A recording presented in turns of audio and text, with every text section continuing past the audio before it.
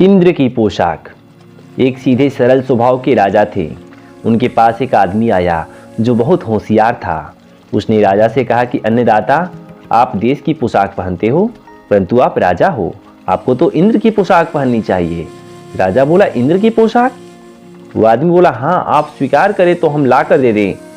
राजा बोला, अच्छा ले आओ, हम इंद्र की पोशाक पहनेंगे। वह आदमी बोला, पहले आप 1 लाख रुपए दे दें, बाकी रुपए बाद में लेंगे। आप रुपए देंगे तभी इंद्र की पोशाक आएगी। राजा ने रुपए दे दिए।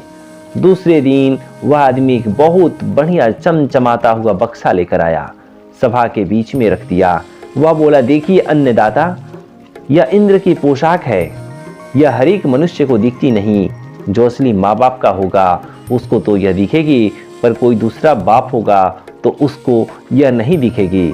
अब उस आदमी ने उस बक्से में से इंद्र की पोशाक निकालने का अभिनय शुरू किया और कहने लगा, यह देखो, यह पगड़ी कैसी बढ़िया है, यह देखो धोती कैसी बढ़िया है।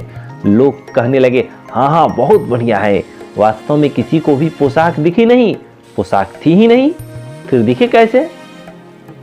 पर को कुछ बोला नहीं, क्योंकि अगर वह बोलता कि पोशाक नहीं दिखती तो दूसरे सोचेंगे कि असली माँ बाप के नहीं है। कईयों को यह वहम हो गया कि शायद हम असली माँ बाप के ना हो, क्योंकि हमारे को इसका क्या पता, पर दूसरों को तो दिखती ही होगी। इस तरह सब ने हाँ में हाँ मिला दी। राजा भी चुप रहे।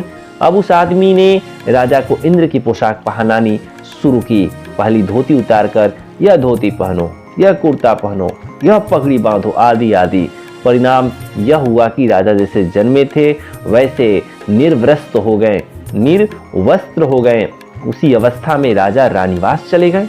रानियों ने राजा को देखा तो कहा कि आज भांग पी ली है क्या? कपड़े कहाँ उतार दिए? राजा बोला, तुम असली माँ बाप के नहीं हो, इसलिए तुम्हें दिखता नहीं है। यह इंद्र की पोशाक है।